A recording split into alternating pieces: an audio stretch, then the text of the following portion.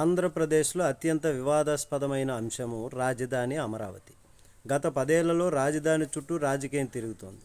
మరి ఇప్పుడు అదే వరుస 2014లో చంద్రబాబు గారి నేతృత్వంలో ప్రభుత్వం ఏర్పడింది. ఆ తర్వాత ఈ ఎంపిక కూడా నాటకీయంగా జరిగింది. రాజధానిని ఎక్కడ ఏర్పాటు చేయాలో నిర్ణయించేందుకు నిపుణులను యూపీఏ సర్కారు కమిటీ వేసింది నిపుణులతో.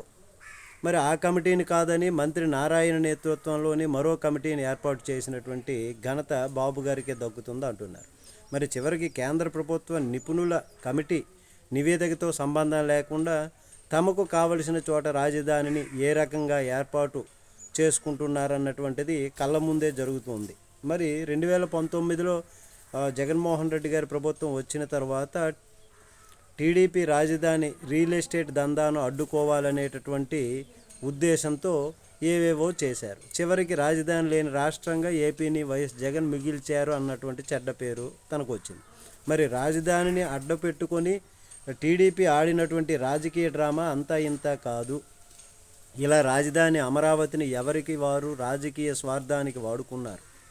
రాజధానికి భూములు ఇచ్చినటువంటి చిన్న సన్నకారు రైతుల సమస్యలు మాత్రం అట్లానే ఉండిపోయాయి.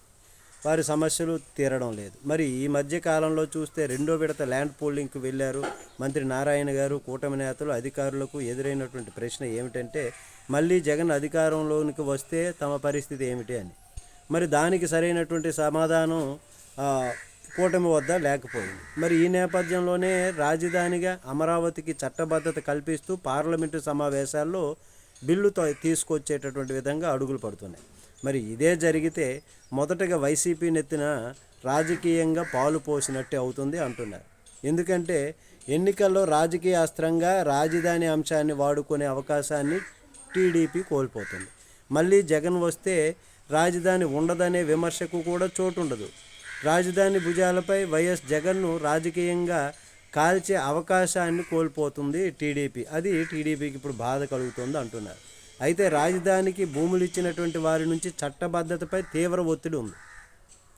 అందుకే తప్పనిసరి పరిస్థితుల్లో చట్టబద్ధత బిల్లును పార్లమెంట్లో ప్రవేశపెడుతున్నారు. మరి ఈ బిల్లు ఆమోదంతో ఇక రాజధాని వివాదానికి తెరపడినట్లే అని భావించాల్సి ఉంటుంది.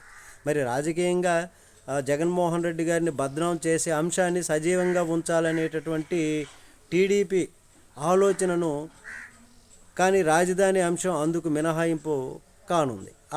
ఆ ఆలోచనకి గండి కొట్టనుంది. నమస్తే, చూద్దాం.